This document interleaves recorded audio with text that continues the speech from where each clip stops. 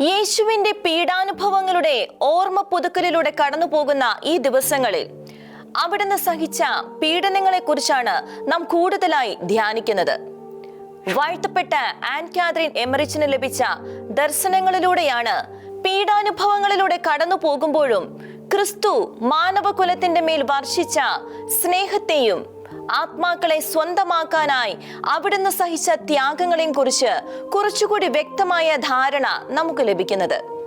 നെഞ്ചു തുളയ്ക്കുന്ന രംഗങ്ങളാണ് വാഴ്ത്തപ്പെട്ട ആനിന് ദർശനങ്ങളിൽ നിന്നും ലഭിച്ചത്. ആ ദർശനങ്ങളിലൂടെ നമുക്കൊന്ന് കടന്നു പോകാം.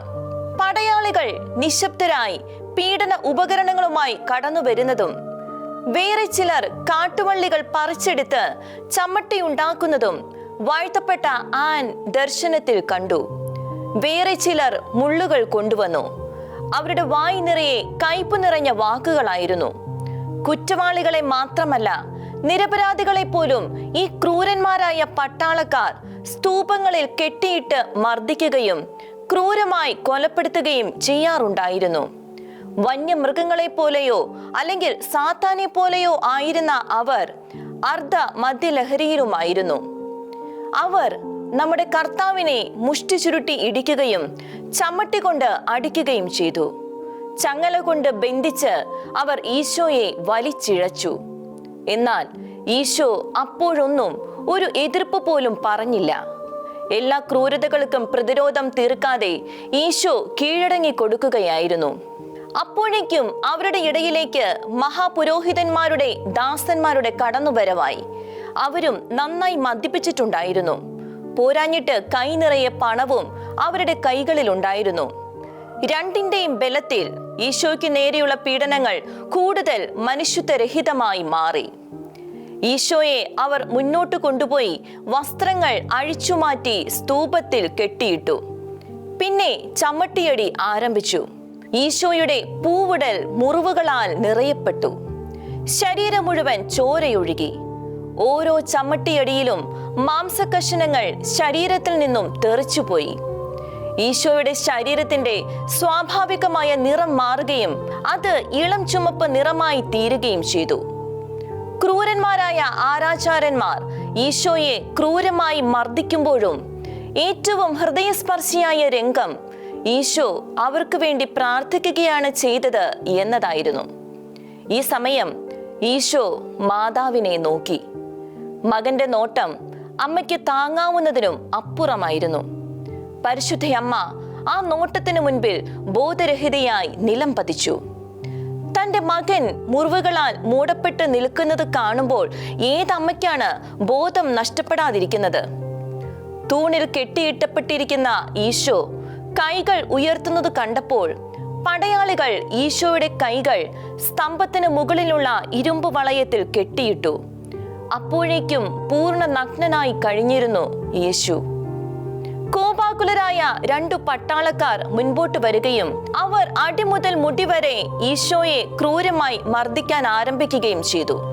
മറ്റുള്ളവരിൽ നിന്നും വ്യത്യസ്തമായ വടികളും ആയുധങ്ങളുമായിരുന്നു അവരുടെ പക്കൽ ഉണ്ടായിരുന്നത്. അവരുടെ ഓരോ അടി പതിക്കുമ്പോഴും ഈശോയുടെ ശരീരത്തിൽ നിന്ന് മാംസകഷണങ്ങൾ തെറിച്ചു വീഴുന്നുണ്ടായിരുന്നു.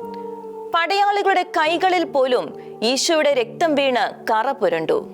അപ്പോഴും ഈശോ അവർക്ക് വേണ്ടി പ്രാർത്ഥിക്കുകയും കരുണയോടെ അവരെ നോക്കുകയും മാത്രമാണ് ചെയ്തത്. ആ വഴിയെ പോവുകയായിരുന്ന ചിലരൊക്കെ ഈ രംഗങ്ങൾ കണ്ട് കണ്ണുപൊത്തിക്കളഞ്ഞു. അവരിൽ പലർക്കും യേശു സുപരിചിതനായിരുന്നു. ഈശോയുടെ പ്രസംഗങ്ങൾ അവർ എപ്പോഴൊക്കെയോ കേട്ടിട്ടുമുണ്ടായിരുന്നു. ഒരു നിരപരാധിയെ എങ്ങനെയാണ് ഇത്രയും ക്രൂരമായി ശിക്ഷിക്കാൻ കഴിയുന്നതെന്നോർത്ത് അവർ സങ്കടപ്പെട്ടു. ഇരുമ്പ് കൊളുത്തുകൾ കൊണ്ട് പൊതിഞ്ഞ വടികൊണ്ടുള്ള മർദ്ദനം തുടർന്നു. ഒടുവിൽ യേശുവിനെ അവർ തൂണിൽ നിന്നും അഴിച്ചുമാറ്റി. നിവർന്നു നിൽക്കാൻ കഴിയാത്ത വിധത്തിലായിരുന്നു യേശു. അവർ വീണ്ടും യേശുവിനെ തൂണിന് പുറം തിരിഞ്ഞു നിർത്തി കെട്ടിയിട്ടു. കൈകൾ ബന്ധിക്കുകയും അടി തുടരുകയും ചെയ്തു. യേശുവിന്റെ ശരീരം കൂടുതൽ കൂടുതൽ ഒരു മുറിവായി മാറിക്കൊണ്ടിരിക്കുകയായിരുന്നു. കരുണ നിറഞ്ഞ കണ്ണുകളോടെ ഈശോ പീഡകരെ നോക്കിയെങ്കിലും അപ്പോഴെല്ലാം പീഡനം തുടരുക തന്നെയായിരുന്നു. പുതിയ പുതിയ ആരാചാരന്മാർ മുൻപോട്ട് വരികയും തങ്ങളാൽ ആവുന്ന വിധത്തിൽ അതിക്രൂരമായി ഈശോയെ മർദ്ദിക്കുകയും ചെയ്തു.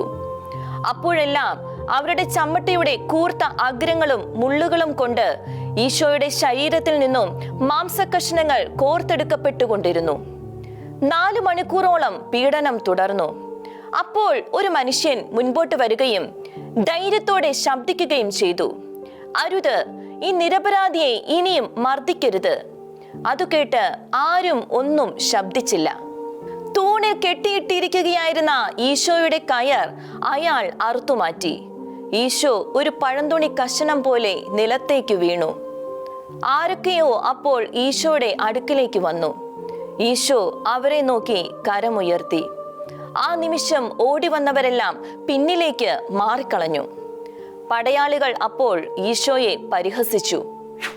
വാഴ്ത്തപ്പെട്ട ആൻ എമറിച്ച് തുടർന്ന് പറയുന്നത് ഇപ്രകാരമാണ്: പീഡനങ്ങളുടെ എല്ലാ നേരവും ഇടവേളകളില്ലാതെ ഈശോ മനുഷ്യരുടെ പാപങ്ങൾക്ക് വേണ്ടി പ്രാർത്ഥിക്കുന്നത് ഞാൻ കണ്ടു.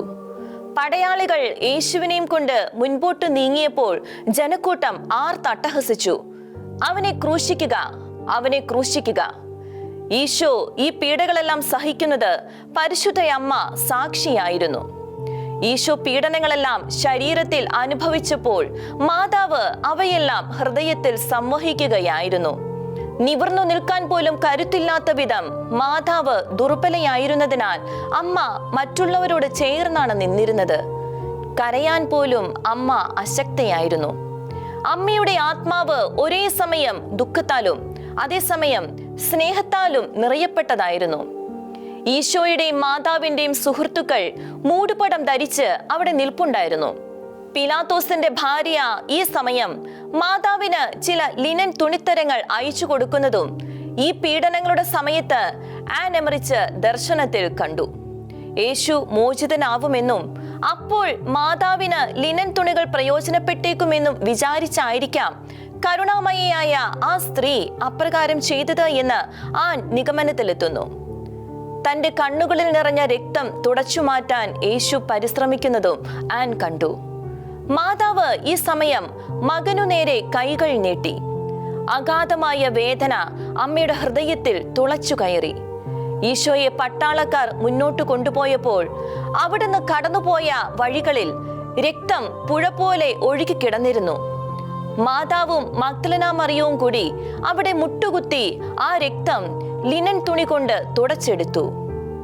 യേശു സഹിച്ച പീഡാസഹനങ്ങളുടെ തീരെ ചെറിയൊരു വിവരണം മാത്രമാണ് ഇത്. ആൻ എമറിച്ച് കണ്ട ദർശനങ്ങൾക്ക് പോലും യേശു അനുഭവിച്ച തീവ്രവേദനയെ അതേപടി രേഖപ്പെടുത്താൻ കഴിഞ്ഞിട്ടില്ല. അങ്ങനെയെങ്കിൽ ആൻ എമറിച്ച് രേഖപ്പെടുത്തിയ വിവരങ്ങൾ വെച്ചുകൊണ്ട് നമുക്കെങ്ങനെയാണ് യേശുവിന്റെ പീഡാസഹനങ്ങളുടെ തീവ്രതയും തീക്ഷ്ണതയും നിശ്ചയിക്കാൻ കഴിയുന്നത്? ഒരിക്കലും നമുക്കതിന് സാധിക്കില്ല. അതുകൊണ്ട് തന്നെ ഇവിടെ നൽകിയിരിക്കുന്ന വിവരണങ്ങൾക്ക് അപ്പുറമായ വേദനയും ദുരിതവുമാണ് യേശു അനുഭവിച്ചത് എന്ന് വിശ്വസിക്കാൻ മാത്രമേ നമുക്ക് കഴിയൂ. പക്ഷേ ഒന്ന് നാം മറക്കരുത്, അത്രയും കഠിനമായ വേദന ഈശോ അനുഭവിക്കുമ്പോഴും യേശു നമുക്ക് വേണ്ടി പ്രാർത്ഥിക്കുകയായിരുന്നു എന്ന്.